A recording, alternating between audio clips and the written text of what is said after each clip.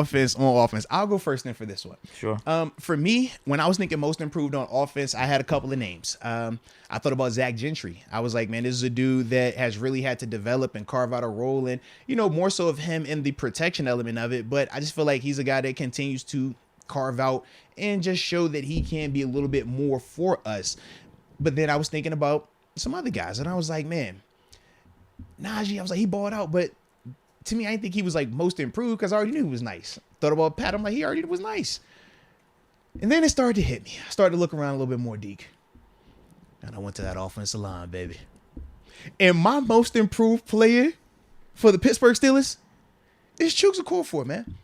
When we re-signed him last offseason, remember, all of us criticized that. We all looked at the numbers and was like, man, is he going to be consistent enough for this price tag?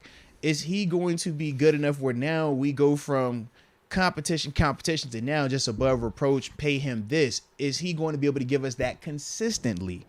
And at times it wasn't, but then it did. And then I felt like he became one of our best offensive linemen this season. When you would just watch how, number one, him in pass protection, like I said, it wasn't always beautiful, but it was good. And it was really good down the stretch, I thought, at times. Now, granted, it was still some stuff that he has to work on. And that's the part where you see him most improved.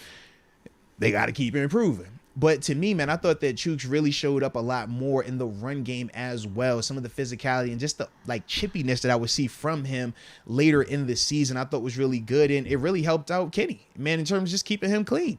Because we know what those pass rushes that they deal with in terms of the tackles and stuff like that. But to me, Chuks, he really elevated his game to just being a more consistent, just down in and down out player.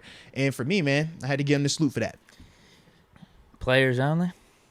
It's whoever you want. No, it could be coaches as well. Absolutely. People bringing up Matt Canada. Absolutely, man. And that's it's your list. Nah, I was thinking players only. It's your list. Yeah. So you know what?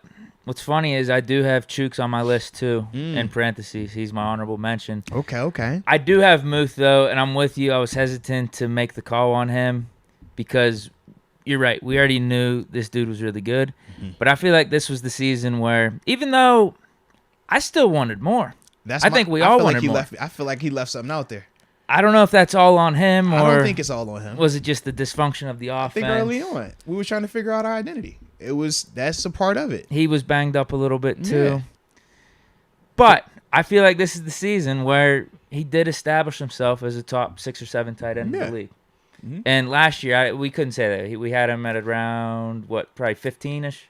I look at it kind of like this, though. Like, tell me if I'm off on this. Do you look at Freiermuth last year the way that we look at Pickens this year? Like, even though you haven't proved technically numbers-wise that you're this franchise guy, we all kind of feel like, yo, you're a franchise receiver.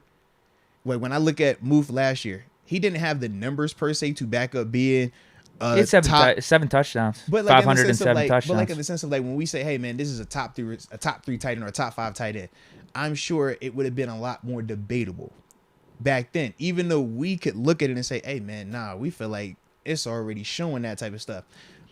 That's why I was kind of like with my thought. I'm like, yo, I felt like he was nice like that, you know? So I don't think you're off with it. Yeah. No, trust me. Yeah. I'm with you because I did think he was that good. I wish we would have got him the ball more in Ben's final season. Seriously, man. But here's what I will say with Muth. Like, I think there's something to be said from going to a Hall of Fame quarterback in Big Ben. Yeah. You know, you got your production there, but what's it going to look like when the quarterback situation is a little bit more uncertain? Yeah. With a Mitch Trubisky, with a Kenny Pickett. And he still bumped up those statistics. I mean, not touchdowns, but is that his fault? We talk about touchdowns. Right. It's kind of fluky at times. Mm-hmm. But he had 732 yards receiving, whereas last year he had 497, so basically 500. And his yards per catch was higher because it was basically the same amount of receptions, 60 last year to 63. Yeah. So 11.6 yards per reception this year versus 8.3 last year. Feel like he was in, as I mentioned, that top 6 or 7 range in terms of tight ends across the league. Yeah.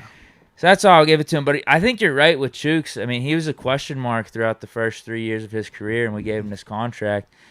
And he was a steady force on the right side. And right tackle is a big deal. You want to talk about left tackle, right tackle. Those are probably the 2 most important positions on the offensive line.